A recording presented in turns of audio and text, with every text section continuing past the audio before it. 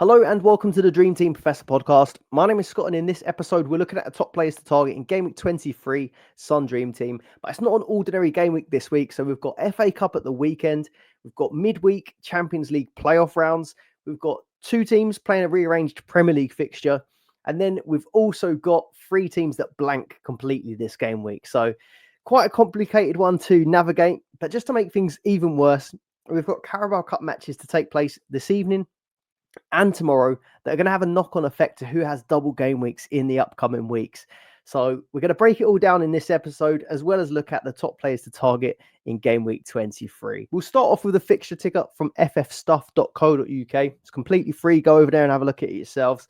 The deadline this week is one that's going to make the week even trickier. So it's a 6:30 p.m. deadline on Friday evening. So don't get caught out by that as well. And it makes it really hard because there's a really quick turnaround between the Thursday evening Carabao Cup matches and then the deadline being Friday night. So it's going to make things really tricky for this week.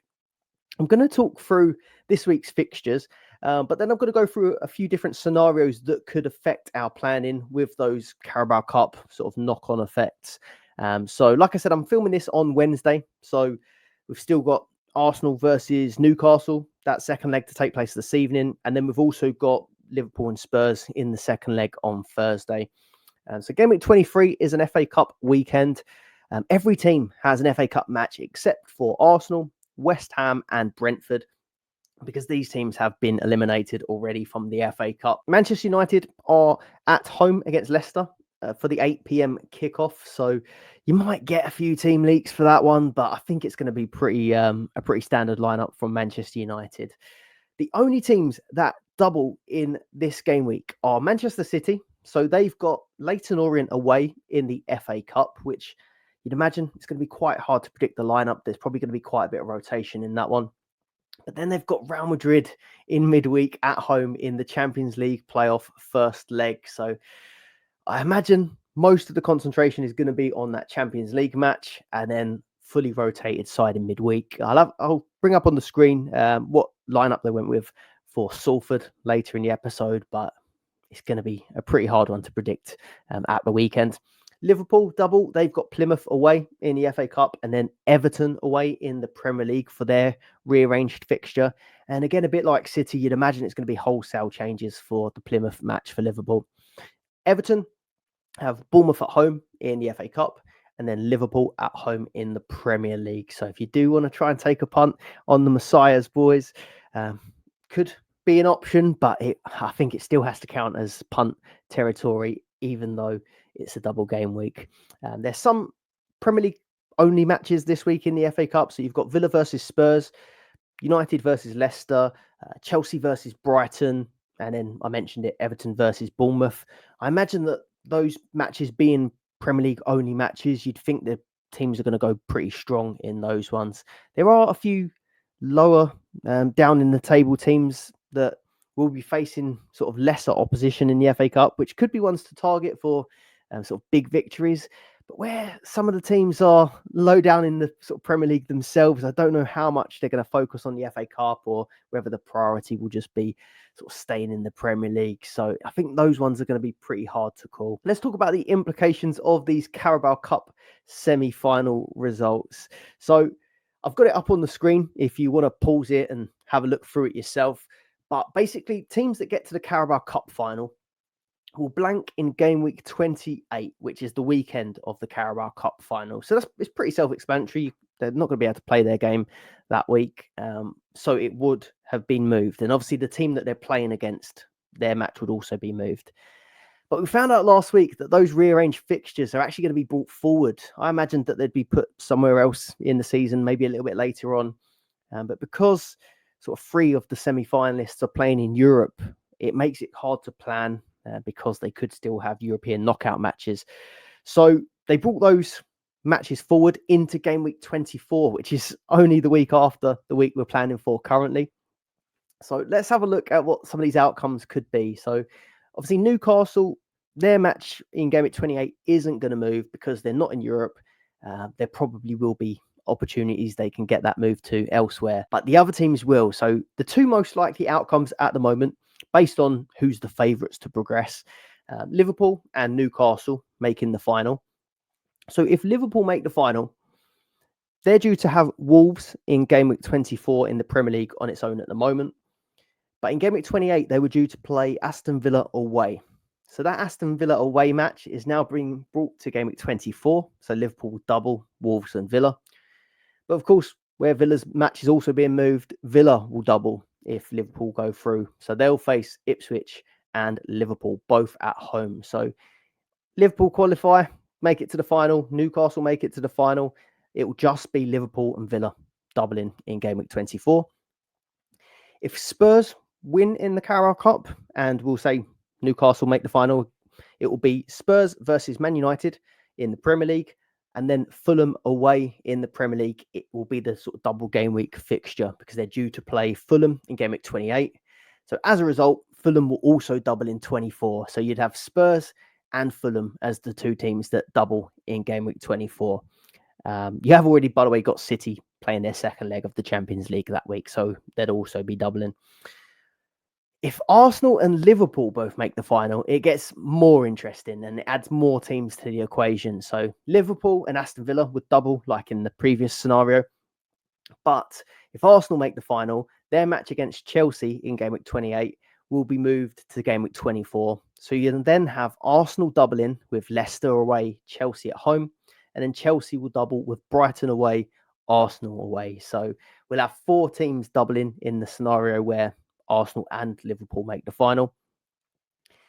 And you'll also get 4 teams double if Spurs and Arsenal make the final. So if it was a North London derby final, it'll be Spurs against Man United, Fulham.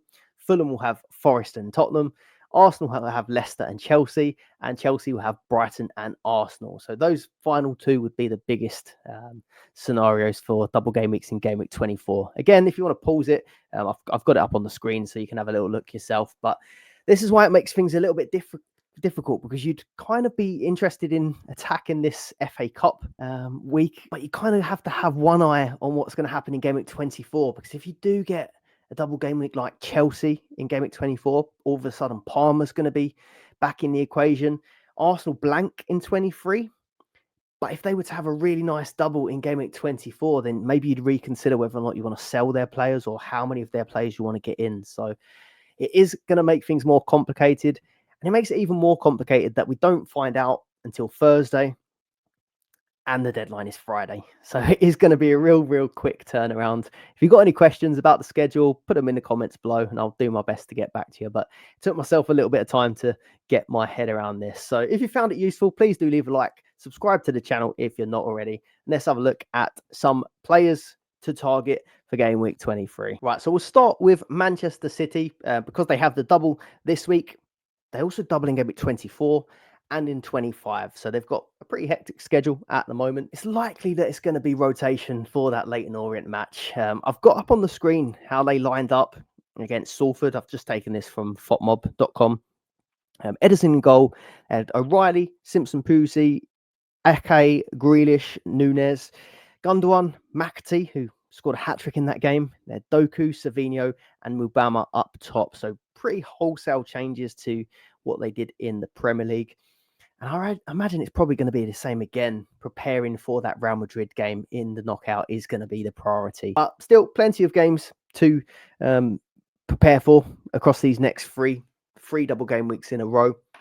Let's look at Haaland first. Now, it seems like we've been saying every week that we don't really have to think about Haaland. We don't have to think about Haaland. But the last couple of weeks we have, because a lot of people took him out last week. And he's now only owned by 31% of the top 1K. So he's the most transferred out player. Did score his 25th goal of the season against Arsenal. It was a possibility, although it was a tough fixture. He has now scored against Arsenal in both of the fixtures this season. Makes it 4 goals, 1 assist in his last 5. So he's getting back to some sort of form. But the question mark is going to be, do you want to bring him straight back in game week 23? If it's just going to be a single against Real Madrid again? Obviously, he was on the bench, I think, for this last Salford match, but he was unused, and I imagine he's going to be unused again. Let me know if you think Haaland will end up starting Leyton Orient, but I really don't think he will. So the big question is really, do we bring him back in for game week 23 and just sort of take the Real Madrid home single? Or do we wait and get him in for 24 when you know that he is definitely going to play the double? Newcastle at home, Real Madrid away. So initially, I was leaning towards 24. But a few things that may sway me a little bit was looking at what my future moves could end up being. Because depending on which way these Carabao Cup matches go, if Chelsea end up doubling, Arsenal end up doubling, and obviously City do double, you could then find yourself in a scenario where you want to get Arsenal players back for 24. You might want to get Palmer back for 24. You might want to get Haaland back for 24. And you could run out of transfers. So that is one thing to consider. I still think I'm thinking about putting it off until 24. But we'll just have to wait and see what the fixtures do. But again, there's no harm having him in. He could score against Real Madrid. But I think possibly you could get away with it for another week if you did take him out. Phil Foden was someone that I kept in place of Haaland, or I had both Man City players and I was thinking of taking one out. I felt like Foden would be more likely to feature against Leyton Orient than he would Real Madrid. So I stuck with Foden and he rewarded us with a 2-pointer, really uninvolved in that Arsenal match. So, but I'm not expecting him to start at all, but I do feel like there could be a chance that he does get minutes off the bench potentially in the cup match. So, disappointing week, but I still think he's okay to hold. But he has blanked in his last 2 matches now. This one is a little bit more fun. So Omar Mamouche, the new signing, 4.5 million. He's down as a striker on the game. He hasn't had any sort of significant dream team returns yet, although he was close against Arsenal. He was taking, I think it was the left-sided corners. And he had pretty dangerous delivery. And one of them, Gvardiol, met, and Raya pulled off a really, really good save. So really quite close to getting maybe his first assist for Man City, but hasn't quite happened. 15 goals, 9 assists in 17 games in the Bundesliga. I think that he could be a punt for the FA Cup. I just have a feeling that maybe for sort of Leyton Orient, maybe they want to get him his first goal, get his confidence up a little bit. And I do feel like he could potentially feature in this one. But it would be in place of one of your striker spots, which makes it a little bit more difficult. But I do think it's a shout. I do expect that he will start the Real Madrid game. He seemed to have started most of the games that he's been available for this season.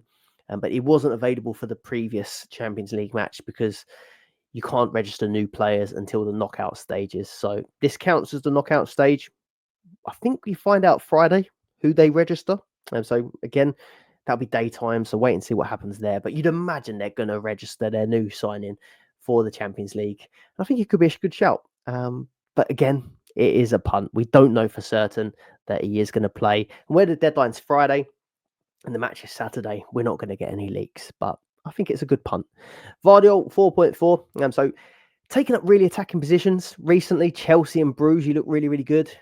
Slightly less attacking in the Arsenal match, probably just where it was a bit of a tougher game. But Mamouche and him seemed to work quite well, especially in that Chelsea match.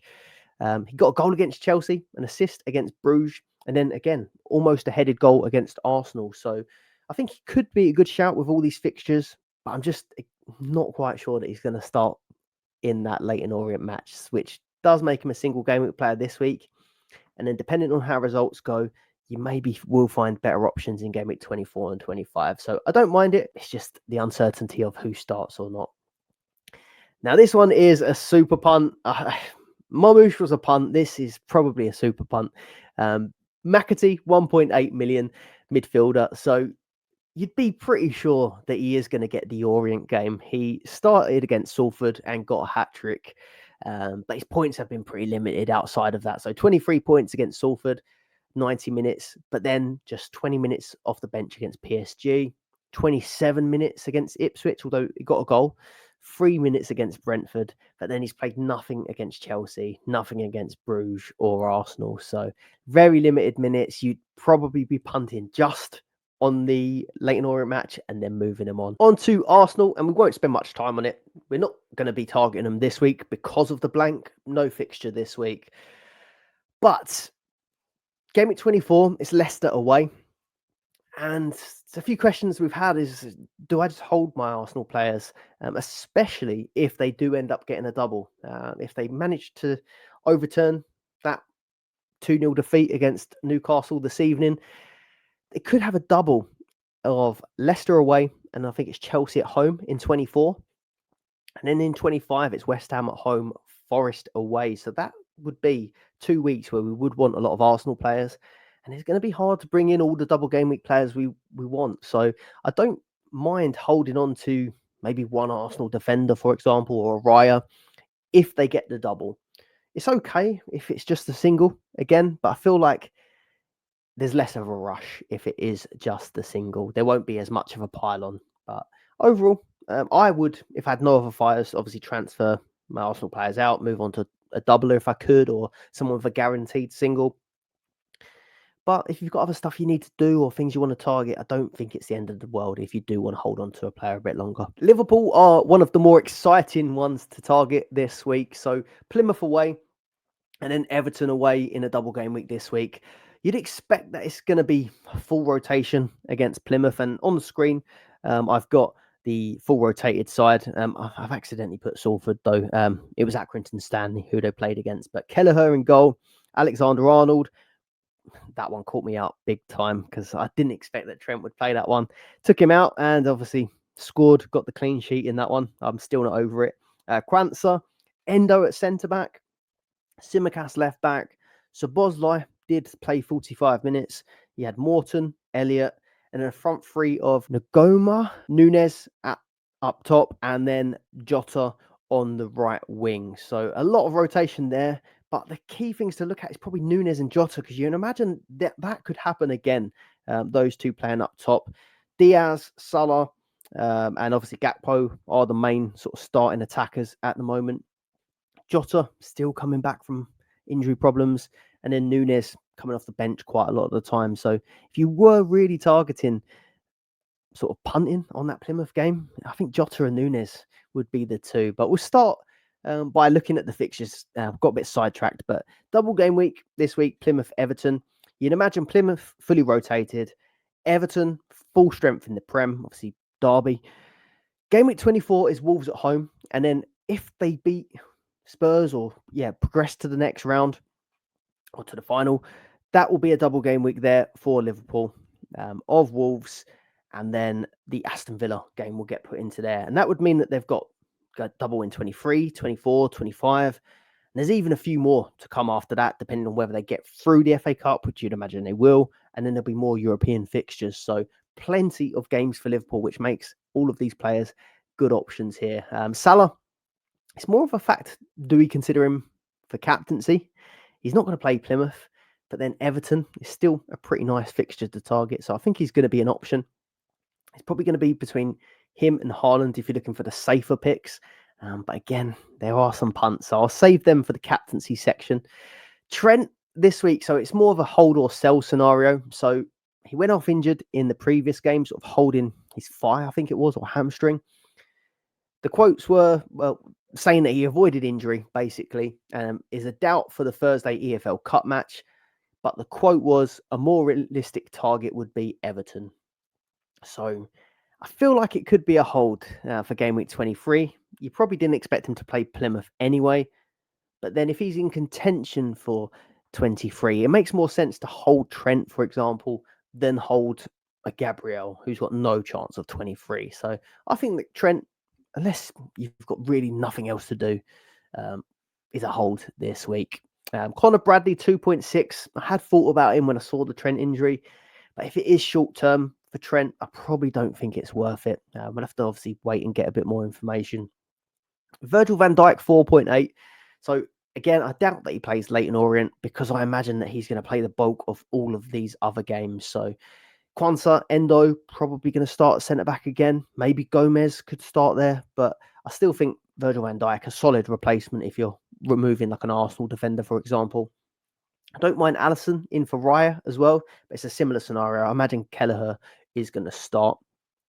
Gakpo, you're a little bit late to the party if you're going there, but I still don't think you're too late. So an assist, 7 points against Bournemouth, winning that penalty. And he's had 5 returns in his last 3 matches, 15 goals, 6 assists for the season. I still think he's fine, especially if they're doubling game at 24. Diaz, he's been a disappointing one. So someone I brought in this week, his run of blanks has extended now to 7 matches.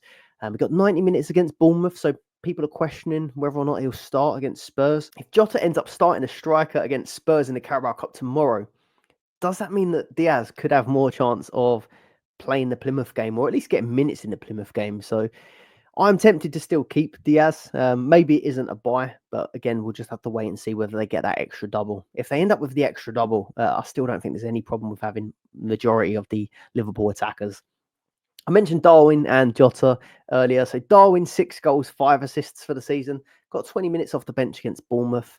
Hasn't really been starting that many games, but you imagine he is going to start this Plymouth one. And then Jota, 8 goals, 3 assists for the season. So unused sub against Bournemouth, but he is coming back now from injury. I expect they're both going to start, and I think they could be really good punts against Plymouth. It's just, you're probably going to get the Plymouth start and then minutes off the bench in quite a few of these other matches. But again, if there's this many matches coming for them, I don't mind taking a punt on it. With Jota, I'm just unsure on his fitness at the minute, on whether or not he's likely to play 90 minutes. He's already had 2 injuries this season. I think he's missed 16 games. So it is a tough one. But if they're both fit and looking good in that Spurs match, I think Jota would probably be the one that I'll go for. Man United, I'm going to keep this one pretty short. So it's a Leicester home single in Gameweek 23. 24 can only be a single, so it's away at Spurs. But then it is a nice double in 25, Everton away and Ipswich at home. But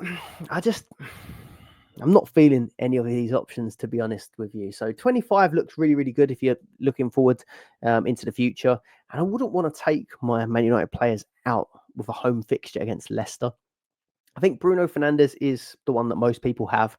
Last 3 matches, though, he's played a bit of a deeper role alongside Ugarte, I think it is, in that midfield, instead of being one of the dual 10s. And his attacking returns have dried up a little bit in those games. So, yeah, I'm not convinced that's the better role for him, both from a United sense or a Dream Team sense. I think it's definitely not for a Dream Team sense, but I don't think they've particularly played that great with him in the deeper role anyway. So maybe that is one where they just move him back to one of those more advanced positions. But yeah, currently it doesn't make him a better Dream Team asset, and one that we'll have to keep an eye on, I think. But without extra fixtures in 24 or 2023, I wouldn't be adding any more Manchester United players. Newcastle United then. So it's a Birmingham away single in Gameweek 23. City away single in 24 looks really tough.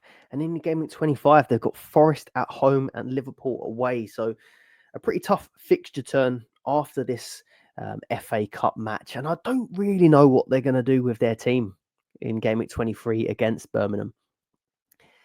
I feel like it could be influenced a little bit by the result this evening. So in my head, and I might just be sort of, I don't know, just making up scenarios.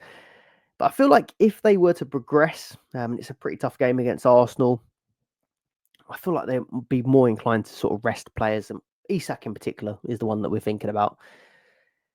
But if they have a bad result, and say they lose and Arsenal progress instead, and it's a really grueling game, Isak has to play the full 90. In my head, actually, I was thinking that it was 120, but Carabao Cup just ends at 90 and goes to penalties, doesn't it? But if it is a really tough game, and Isak has to play the whole game, for example, I imagine he's going to get kept playing. He's going to be in the squad, but I'm doubtful that he starts. But if they lose, do they want to bounce back and then start Isak? And then the FA Cup's the only sort of competition they're left competing for. So, yeah, it is a really tough one. Either way, I think he's going to be in the squad. But where it's quite a quick turnaround, I'm not certain that he starts. So Sula started up top in the previous round, but it was against a much lesser opposition. You had Harvey Barnes and Almiron start on the wings, but Harvey Barnes is now injured. Almiron's not at the club anymore. So the wing positions, they're pretty light. So yeah, Gordon, I feel much more comfortable saying that he's going to start. Possible pens if Isak isn't on the pitch. There's also a lack of depth. But it's just the Isak one. I'm not certain that he's going to start, and I would be tempted to move him on. But the problem is, it's a really scary one if he does end up starting. So Isak, let me know in the comments if you think Isak will end up starting that Birmingham match. And yeah, I mean, he's done really well, hasn't he, this season, 4th highest player in the game, even without European football. So I guess there's no problem holding for this duration of game weeks, even if you think he's not got as many fixtures as some of the other players. But for me, I'm thinking about potentially moving him out this week. And if not this week, it will be next week, I think. Dubravka, the last one to talk about. I'm not certain if he's going to keep his place either. There's a lot of question marks here.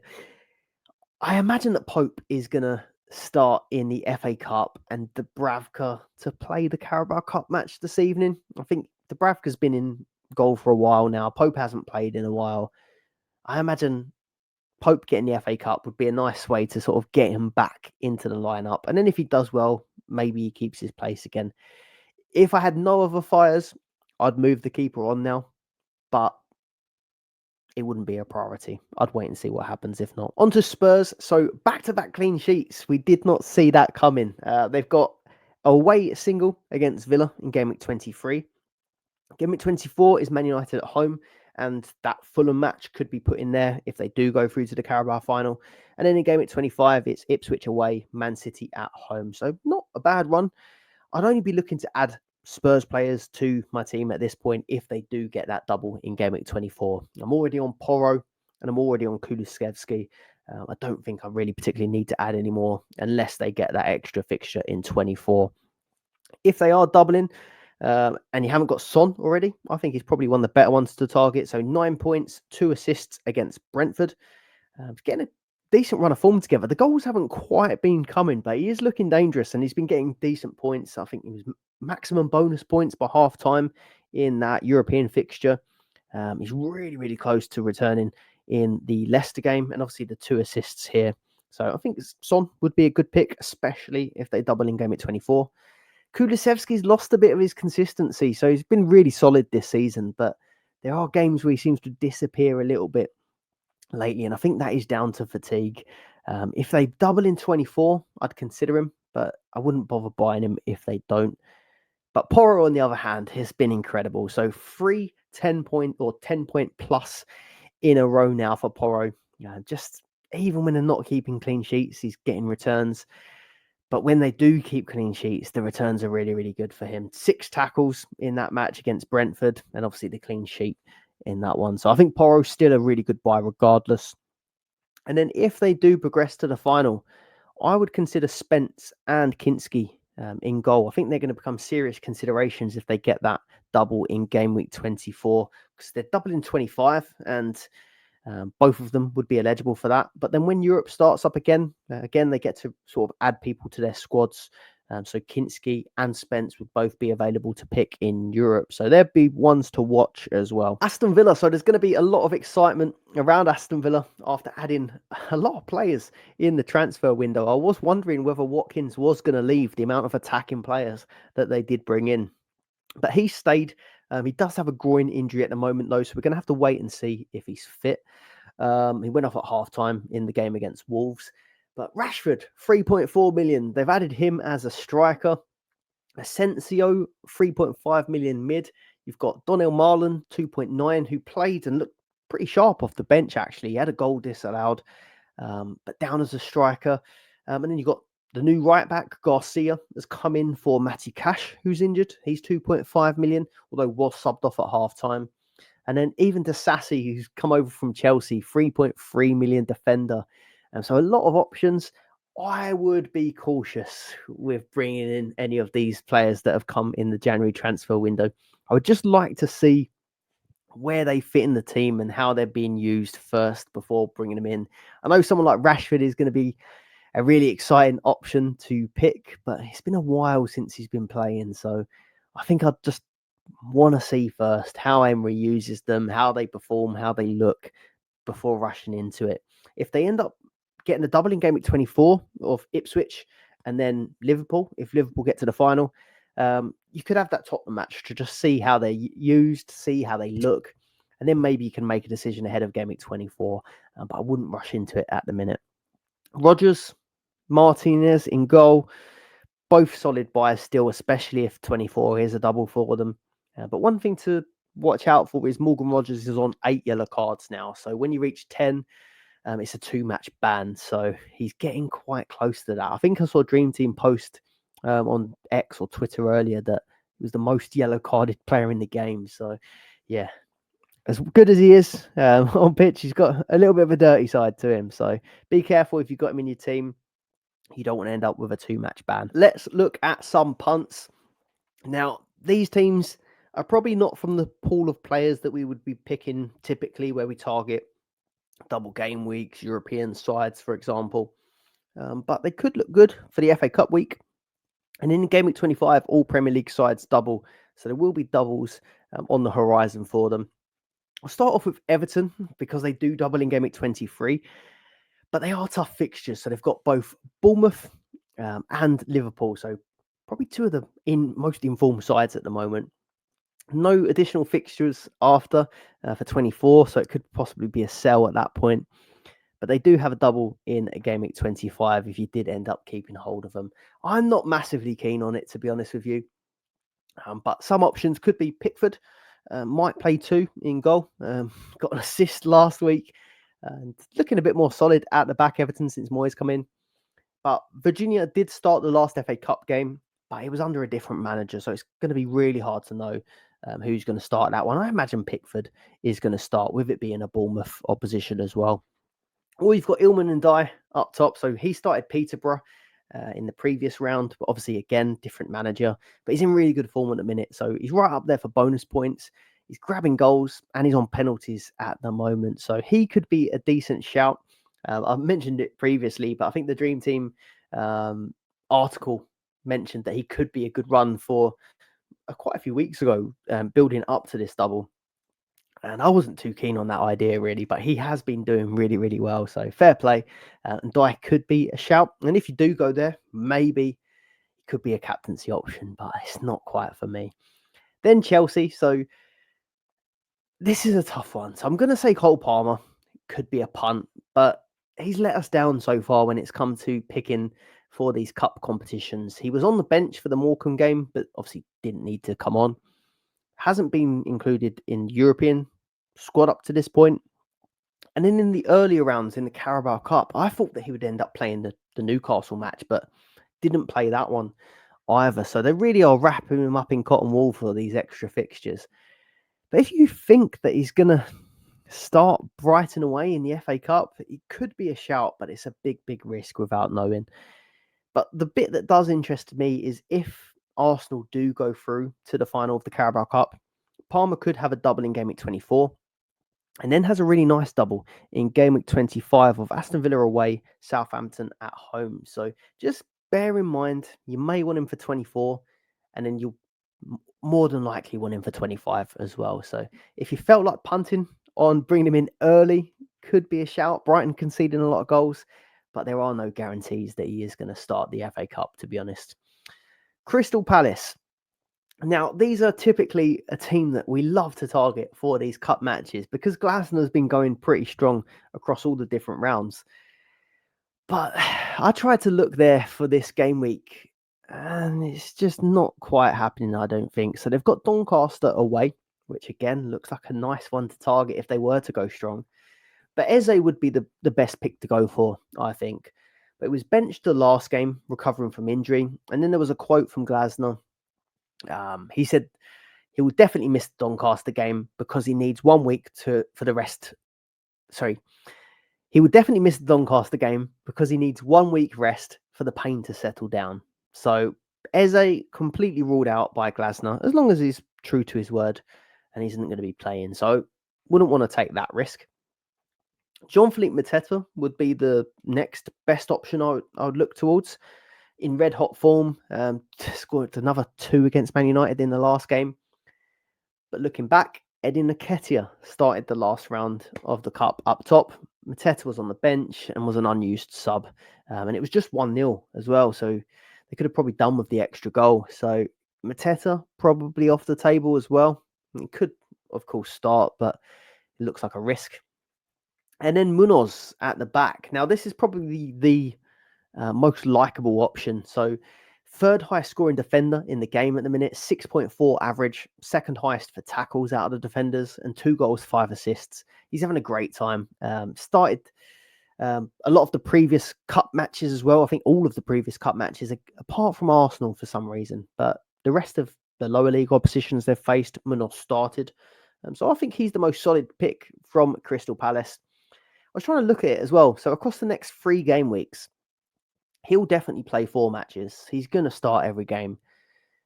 A Virgil van Dijk could have a possible 6 matches versus Munoz's 4. But then we don't think that Virgil van Dijk will play Plymouth. So we could bump that down to 5 matches. And then you're weighing up, do you want Van Dijk for 5 or Munoz for 4? I think that makes it quite a tough decision, actually, how good Munoz and how attacking Munoz has been. But the only thing is that if you do go for Virgil van Dijk, you know he's a hold and the extra fixtures are just going to carry on coming with Europe and the other cups. So I think Virgil still I would prefer. But Munoz has got 1 more point than him in the overall rankings so far. So yeah, it could be a shout. Other ones to look at, I'm not that keen on them, to be honest. Bournemouth, you've got Kluivert, who's in good form, started the last cup match. He's on pens. Semenyo and Dango Otara as well are options, but I just think if you're going to go Bournemouth, it would be Kluivert to go for. But I'm not that keen, to be honest with you. And then lastly, Fulham. So again, I'd only probably consider Fulham, even though they've got Wigan, which would be a nice fixture. It's just hard to know who to go for. So I looked back at their previous one, and Muniz started the game up top, but went off at half time. And then Jimenez came on. So there's uncertainty there picking the striker. They could have that double game week if Spurs progress to the final, which would make it more of an option. But again, I just don't quite love it. Without knowing who starts, it makes it really, really difficult. Robinson didn't start the last match either, I don't think. So again, he's going to not really be an option for that week. But if they do get a double in 24, certainly Robinson would be a decent shout. A quick look at captaincy, and I think it's a really, really hard week for captaincy this week, especially where we don't know who plays 2 matches, who starts in the cup. It's going to be a real gamble. Haaland and Salah, probably the 2 main considerations. But they're not real doubles, are they? So both of them are down to have a double, but Haaland's not going to play the match against Leyton Orient, I imagine. And then it's a Real Madrid home single. Really, really tough. But again, returned against Arsenal. And then Salah, doubtful that he plays Plymouth. But then he's got an away single against Everton. So if you're weighing up Haaland versus Salah, I think I'd have to take the Salah Everton single over the Haaland Real Madrid single, if you look at it that way. But could you take more of a risk? Could you be a bit more exciting with it in a cup week? I was thinking about this, and you could go a reverse scenario. If you liked the look of Darwin Núñez or Jota as options, or maybe Diaz or Gakpo, thinking that they could get minutes in both. Would you prefer like a Jota knowing that he starts Plymouth and then could get minutes against Everton over Salah just playing a single against Everton? I don't know. The Plymouth one could be the nice one to target. So if you're feeling a bit daring, maybe a Darwin Núñez or Jota could be a captaincy shout if you go in there. But these are punts. Then Foden or Marmoush could be shouts if you think that there's a chance they feature in both. They're probably going to start Real Madrid, but if they do end up starting that Leyton Orient match, it could be a really, really nice one. So I quite like Foden or Marmoush as captaincy punts. But again, they are punts because if they don't play Leyton Orient at all, it's a single against Real Madrid. And if you were going to have that scenario, you would have wanted Haaland or Salah instead. So puts it as a punt. I dodged the Spurs Villa clash for the captaincy. I just don't quite know which way that one could go. Obviously, Watkins has got the injury. Son played a lot of games, but he is in form, so could be a shout, but it's just one game, isn't it? And then Bruno Fernandes, there is that home single against Leicester, who have been pretty poor. So some merit there. He has been a captaincy pick before. But is it better than Salah against Everton? Probably not. And then there is Ndiaye. If you do go through with bringing Ndiaye into your team, maybe you could go for him for a double, but it's not for me. A quick look at how my team has got on so far. This is pre the Carabao Cup matches. So 81 points for the game week. I think I've gone down 3 places, mostly due to the Haaland goal against Arsenal. But yeah, pretty much no movement this game week for me. Martinez has been disappointing since I brought him in. Porro and Trent have been brilliant. Both got the cleans, but obviously Trent now injured. blanks all across my midfield. So Diaz 3, Kulusevski 2, Bruno Fernandes 3, and Foden 2. So pretty underwhelming in midfield. Up top, Isak 4 points. Now, he did hit the crossbar. He was pretty close. Gakpo 7 for the assist. He plays in midweek, and obviously so does Isak. And then Salah as the captaincy. So 36 points for him for that brace. So nailed the captaincy so far. But overall, a pretty so-so week, really. Looking at plans, can't really do it until I know what's going to happen in the Carabao Cup. I'm quite Liverpool heavy at the minute, so I'm hoping Liverpool get to the next round. But yeah, it's kind of gonna depend on what happens in midweek. Who's going to get the doubles in Gameweek 24, and maybe taking a bit of a longer look at that. Maybe I'll try and put out a very short TikTok or short or something like that to summarize the game week after we've had these Carabao Cup matches. But yeah, there's just so much up in the air at the minute. It's really hard to even map out what these moves could be. So I'm going to leave it there for this episode. Thank you very much for watching. As always, put your comments down below and check out our latest episode of the Dream Team Tonic podcast, because we had some really special guests. We had Andrew, who is a previous winner of Dream Team, and then we had his son Harry also on the show, who's doing really, really well himself. He had a really good finish last season and is currently in the top 100 himself this season. So do check out that one. I really enjoyed filming that one. So yeah, thanks for watching, and I'll see you on the next one. Goodbye.